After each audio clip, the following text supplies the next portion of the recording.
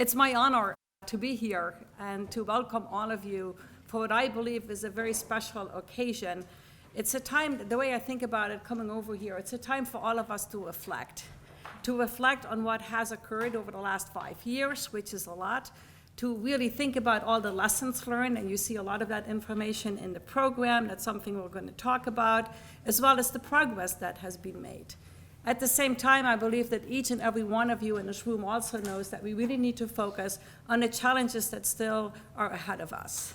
And I'm very proud of the whole community that is focused on this, because you have to be relentless, you have to be courageous, and you have to just be willing to be pushed back by others and say, no, I have to focus on this, we have to do this, because it's necessary.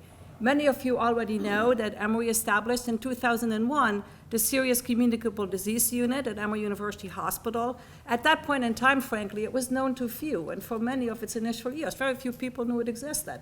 The folks working there, like Dr. Kraft, were very pleased to be there, but the rest of the world wasn't paying attention. As all of us know, that changed on August 2nd, exactly 5 years ago today, on August 2nd, 2014. Because at that point in time, all of a sudden, we found ourselves in the largest outbreak since the Ebola virus was recognized in 1976. It also was the day when we received our first Ebola patients.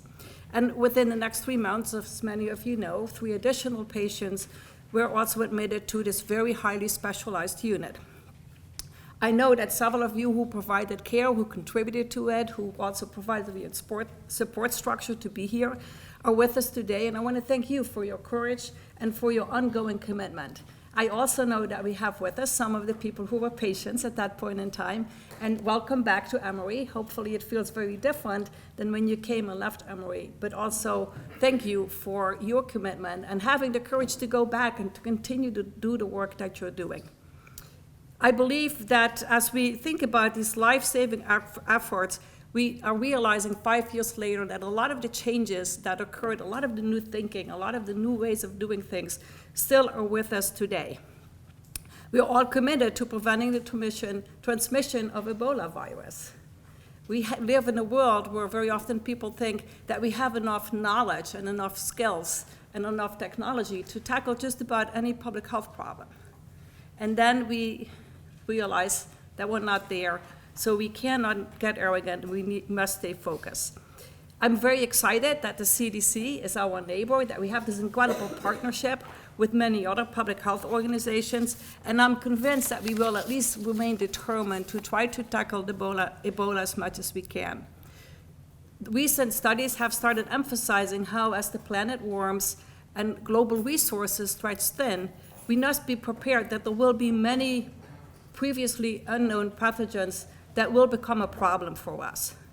So another way to think about that is that our need really remains urgent. And for me, and I think for many of you, the question is not if another special pathogen outbreak will occur. The question really is, when will it be? So it's in many ways much broader than thinking about Ebola. The people who work in the unit are very focused on this issue, and many of you will learn today, and so many of you probably already are aware of the amazing work that people are doing when it comes to patient care and patient safety. Lots of lessons to be learned, but we're all human beings, and we know that people always try to find a shortcut or think that they can do something just a little bit different. We don't always realize that those shortcuts can pose many people at risk.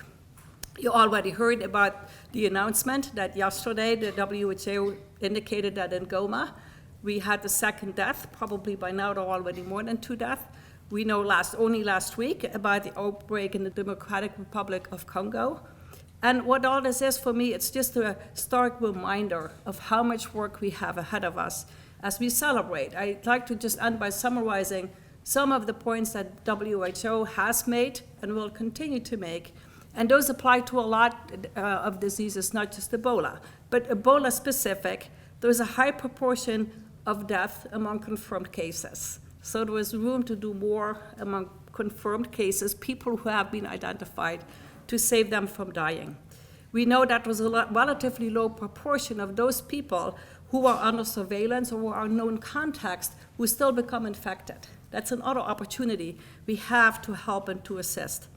We know that there are persistent delays in detection, and that ongoing community mistrust continues to be a problem. So you put those 4 points that WHO highlights together, and it really means that all of us, the multidisciplinary teams, must collaborate in order to tackle those weaknesses.